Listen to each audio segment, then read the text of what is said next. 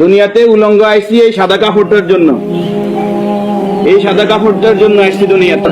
আমার মেয়ে, আমার স্ত্রী, আমার বোন, আমার মা বেপরদায় চলে, আমরা হইলাম দায়ুস। ওই পুরুষ দায়ুস যে তার স্ত্রী সন্তানকে পর্দা করায় না। আপনি থাকতে আপনার স্ত্রী কিভাবে ফেরিওয়ালার সামনে যায় আলু ফ্রাইস কিনে? আপনি দেশে থাকতে, আপনি এলাকা থাকতে আপনার স্ত্রী কিভাবে মার্কেটিং করে যায়, এভাবে বাজার সদাই করে? আপনি পুরুষ কেন পর্দার ব্যাপারে সচেতন নয়? আপনার উপযুক্ত মেয়ে ওড়না ছাড়া ঘর থেকে বের হয় কিভাবে? আপনার মেয়ে, আমার মেয়ে কিভাবে পায়জামা টাকনুর উপরে পড়ে? আমার ছেলে কিভাবে পায়জামা টাকনুর নিচে পড়ে? আমার টাকা দিয়ে আমার ছেলে সিগারেট খায়, আমার টাকা দিয়ে, আমার টাকার এমবি খরচ করে আমার ছেলে মেয়ে ঘরের মধ্যে গান বাজনা করে।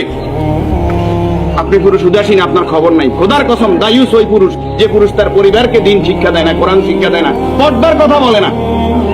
আর দায়ুস জাহান্নামে যাবে। এই দুনিয়াতে আসছে সাদা কাপড়টার জন্য, শুধু এই সাদা কাপড়টা অ্যারেস্ট করার জন্য। কিন্তু এই সাদা কাপড়টাও নিজের টাকায় কিনা হয়, নিজের টাকায় কিনা হয়। আত্মীয় স্বজন কেউ না কেউ, আমরা অনেক সময় শুনছি যে 3.5 হাতের মালিক ছাড়া আমি নয়। আমি নিজে 8-10টা কবর এইভাবে দিছি যে উনি যে জায়গা দেখাই গেছে এই জায়গার কবর দিন আর জায়গা দিছি আমাদের বাড়িতে। কথা কি বুঝতে পারছেন?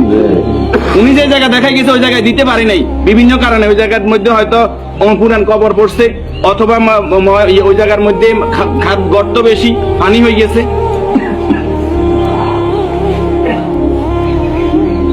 তাহলে আমার শেষ জায়গাটাও আমার নির্দেশনা মতো হয় না, পরিবারে যারা আছে তাদের নির্দেশনা মতো হয়। 40 জন জানাজাতে কাদেরকে উপস্থিত করাইবেন?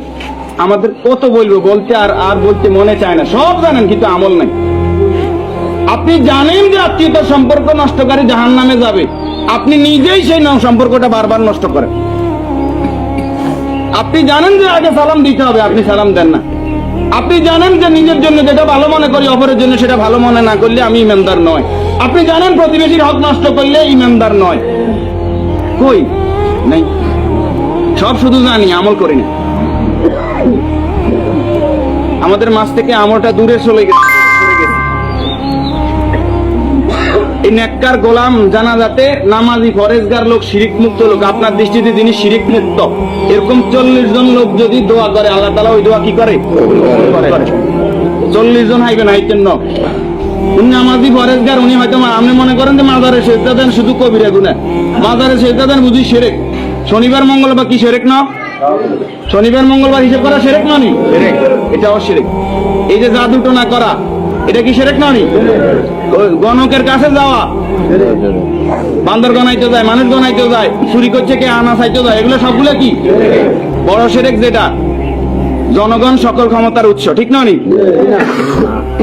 জনগণ সকল ক্ষমতার উৎস, সকল ক্ষমতার মালিক কে? যেই দল, যেই সংগঠন, যেই রাজনীতি আমাকে বলে জনগণ সকল ক্ষমতার উৎস, এই রাজনীতি করে কি শিরক না? এই জিনিসটা কেন বুঝি না আমরা?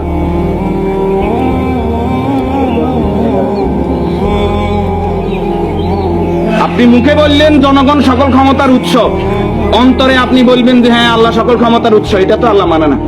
মুখে যেটা বলতে হবে অন্তরে এক থাকতে হবে। সকল ক্ষমতার মালিক কে? আর যারা রাষ্ট্র ক্ষমতায় গিয়ে, একজন মুমিন ইসলামী রাষ্ট্র ব্যবস্থার বাইরে যাওয়ার কোনো সুযোগ নাই। যদি আওয়ামী লীগ আবার তওবা ইস্তেগফার করি আই কয় যে আমরা আল্লাহর আইন অনুযায়ী রাষ্ট্র চালাই, আমরা কই আলহামদুলিল্লাহ। বিএনপি যদি কালকে বলে যে আমরা রাষ্ট্র চালাইম আল্লাহর আইন অনুযায়ী, কোরআনের আইন দিয়ে রাষ্ট্র চলবে, সৎ নামাজি ফরেজগার লোকরা চেয়ারম্যান মেম্বার হইব, তাকওয়াবান হইব, আমরা বিএনপির সাথে আছি, বিএনপিকে ভোট দেব। যদি জামাত ইসলামী বলে আমরা আল্লাহর আইন দিয়ে রাষ্ট্র চালাইবো, কোরআন চালাইবো, দেশ তাকওয়ার ভিত্তিতে চলবে, রাসূল যেভাবে চালাইবে আমরা তাদেরকে ভোট দেব। যদি চরমরাই বলে তাদেরকে ভোট দেব। আমাদের ব্যক্তিগত কারো কোনো আরশ নাই। আমরা এই জমিন আল্লাহর, এই জমিনে আইন চলবে কার? এবার যেই আসুক এই তকমা নিয়ে আমরা তাদের সাথে আছি। রাজি আছেন? আল্লাহ তাআলা আমাদেরকে কবুল করুক।